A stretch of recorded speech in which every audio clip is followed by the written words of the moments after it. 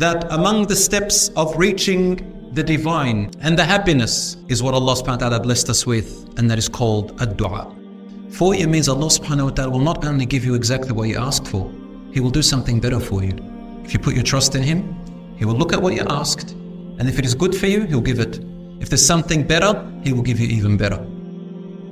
Did you know that our Prophet ﷺ, he told us in the hadith which is in Bukhari and similar to it in Muslim, that there are angels specifically entrusted to go around looking for gatherings of people who are reciting the Quran in one of the houses of Allah. Meaning learning the Quran, reciting it, learning it, and remembering Allah. And when they find them, they open their wings up and they encompass them. And then when they go back to Allah, Allah says, what were my servants doing? He says, they were remembering you. Then He asks them, did they ask me for anything? They say they asked for your forgiveness. He asks them, do they fear anything? He says, they fear your fire. And then Allah, and forgiveness. And do they want anything other than the fire? Other than saving from the fire? They say they want paradise. And then Allah says, bear witness, my angels, I have forgiven them, saved them from the fire, and admitted them into paradise. They say, Ya Rasulullah, there was a person who just entered. He had no other business with the Quran except he had some little something with one of the people that were sitting at the Quran gathering, like maybe money transaction or something. And he sat aside waiting. Should we encompass him in his dua, Ya Rab? And Allah says, that is a person whom his company is the people of the Quran will never fail. Meaning a person who knows and befriends anybody, or even is in the gathering of people who are remembering Allah, Allah includes them as well. This is the special case of you people who have gathered here today, and perhaps Allah has chosen you. Those who had the intention and couldn't make it, inshallah, it will be counted for them as well. So let us move on now. From the Quran we understand that among the steps of reaching the divine and the happiness is what Allah subhanahu wa ta'ala blessed us with, and that is called ad-du'a. The meaning of ad-du'a, my brothers and sisters, remember this. It is ibadah. It's worship. Dua is what? Worship. It is like the salat, like the Quran, like the dhikr, like hajj, like umrah, like everything.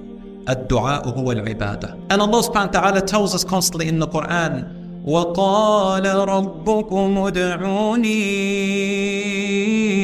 أَسْتَجِبْ لَكُمْ. And your Lord said, call upon me, I will respond for you. Listen to that very specific word there. أَسْتَجِبْ لَكُمْ. Lakum means for you. There is a difference between I will give you what you want and I will give you what is best for you. Do you understand the difference? For you means Allah subhanahu wa ta'ala will not only give you exactly what you asked for, He will do something better for you. If you put your trust in Him, He will look at what you asked, and if it is good for you, He'll give it. If there's something better, He will give you even better. If it is not good for you, He will delay it. Or He will give you something in its place better, or He will ward off a bad from you. Every dua is responded to. But brothers and sisters, just from reciting that verse, you understand already that when you call upon Allah and when you want something from Him, subhanahu wa ta'ala, you have to understand this. You have to understand that you are calling upon the one who knows the future, the past and the present, and He knows everything. Isn't that correct? That means you, compared to Allah, you don't know anything. What you are asking for could be good for you, could be bad. Isn't that correct? So wouldn't you want Allah subhanahu wa ta'ala to give you what is best for you and not give you what you're asking for if there's something better or if it's bad for you? That's how dua is. Astajib lakum, I will respond, but for you. Meaning, what's best for you. If Allah subhanahu wa ta'ala gives us everything we asked for, it's in the Quran, none of us will ever see a single bit of happiness and we will be destroyed because we don't know and Allah knows. Do you know, for example, in Surah Al-Isra, Allah says, وَيَدَعُ الْإِنسَانُ بِالشَّرِّ دُعَاءَهُ بِالْخَيْرِ وَكَانَ الْإِنسَانُ عَجُولًا. And man calls in their dua, a dua which they don't know that is actually bad for them. And man is ever so hasty. Hasty, they want it right now. And Allah says, don't hasten your Lord. The time is coming. Your Lord knows what you're going through. In time, patience. Dua, my dear brothers and sisters, is also in the following way. It doesn't have to be with the mouth. You don't have to say anything. We said dua is worship. Therefore, did you know that your entire salat from the moment you said Allahu Akbar to the end is a dua in itself? I'll give you just one example. When you say Allahu Akbar, that is a dua. You're saying Allah is greater than anything. So what are you asking? What does that mean? What does that mean?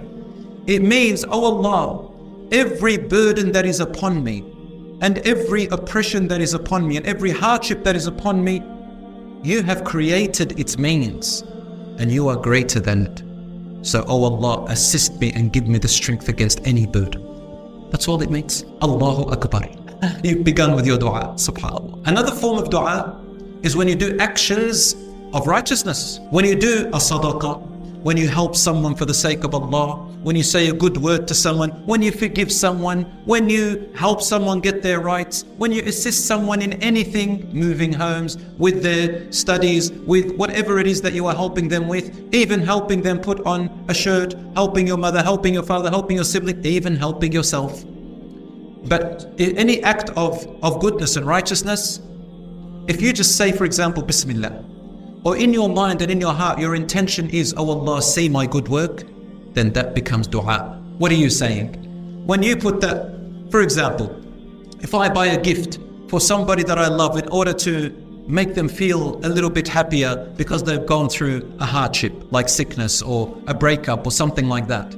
The dua here that I'm saying is, oh Allah, when I am in need, bring me serenity and comfort. And guess what else? The angels are the ones who make dua for you.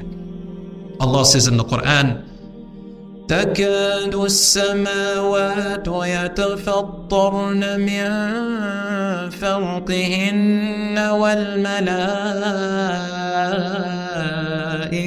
يسبحون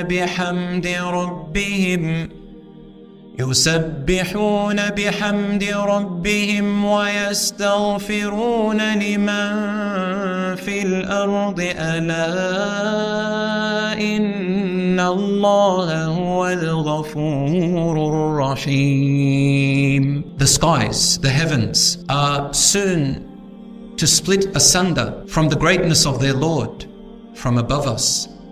And the angels glorify their Lord and praise Him. And they constantly are making dua of istighfar, asking Allah to forgive those who are on earth. Behold, Allah is the best forgiver, the most merciful. The angels make dua for you. Here is another way dua is made. When you make dua for others, not for yourself, for others. Oh Allah, forgive all the believers. Oh Allah, relieve the pain of all the believers, all the Muslims. Oh Allah, ease the pain of so-and-so. The angel behind you says, oh Allah, and give him the same. وَلَكَ مِثْلُهُ وَلَكَ مِثْلُهُ. Now, even dua is done with things that are not even acts of righteousness. They are normal, natural things, such as wearing your shoe. Before you go out and you wear your shoe, say Bismillah. Suddenly, the entire time you're wearing your shoe is ibadat and dua. What is the dua? Oh Allah, everything I do with this shoe is in your name, so make sure you do it in righteousness. Say, for example, oh Allah, bring goodness from this shoe that I wore. And this shoe now becomes a means of goodness for you. So if you want the dua of the angels, then make dua for others. Be in the gathering of good people. Be in the gathering of the scholars, of the students of knowledge. Be in the gathering where Islamic knowledge is shared, Islamic lecture is going on, Islamic conference is going on. The angels will make dua for you. The angels, they move around and go around to see who is remembering Allah subhanahu wa ta'ala in a gathering or individually. Then the angels make dua for them. So my dear brothers and sisters, whenever you get a chance, go closer to the scholars of Islam, the students of Islam. Go to the Islamic lectures, and it will revive your iman, it will rejuvenate your iman, it will refreshen your faith. My dear brothers and sisters, Allah subhanahu wa ta'ala will accept your dua. Don't worry, continuously make dua to Him. Don't lose your patience. Allah stops giving you when you are impatient. So an example of impatience is that you make dua and then you say that I made dua this many times but Allah didn't accept my dua, so I am not going to make dua anymore. This is a sign of impatience. Don't do that, don't say that. Rather, continuously make dua to Allah subhanahu wa ta'ala. Allah says, وَاسْتَعِينُوا بِالصَّبْرِ وَالصَّلَاةِ. Seek help through patience and prayer. And Allah also says in another verse that Udu'uni astajib lakum, call me, I'll respond to your call. So Allah is always there to answer your du'as, but you have to be sincere. You need to call continuously and consistently. Then Allah subhanahu wa ta'ala will fulfill your wishes. Allah will give you even better than what you are asking for.